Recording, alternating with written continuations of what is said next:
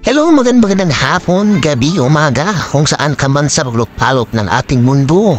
So ngayon, nandito naman kami sa Station Road, Baguio City. Kasama ko si Ma'am April, Ma'am Rhea at si Ma'am Chantal.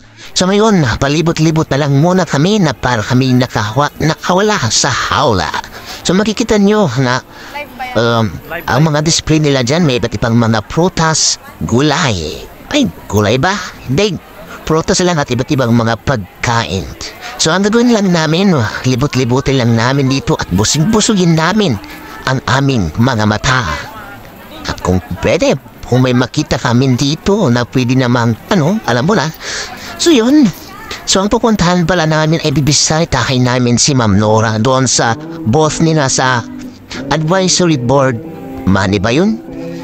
Kung dahil siya daw yung naka-assign ngayon na magbibinta. So, yan. Maraming nakatanong naman yan, nakatagutom naman yung mga binibinta nila dyan. So, ito na para sila. Nandito na lang po pala kami. So, makikita nyo yan si Ma'am Nora. Ang saya-saya na nagbibinta ng mga paninda nila yun. Sabi niya, bili na lang daw kayo ng kape dyan. Masarap diyan. Oh, ganda pala.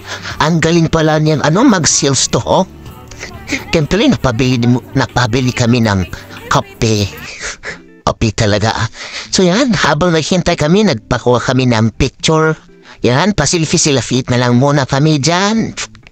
Yan, kahit nakikita na ang kagandahan at kagapuhan namin. So yan, pagkatapos namin pala dyan, pagkatapos kami dyan na nanggaling, pumunta pala kami kumain.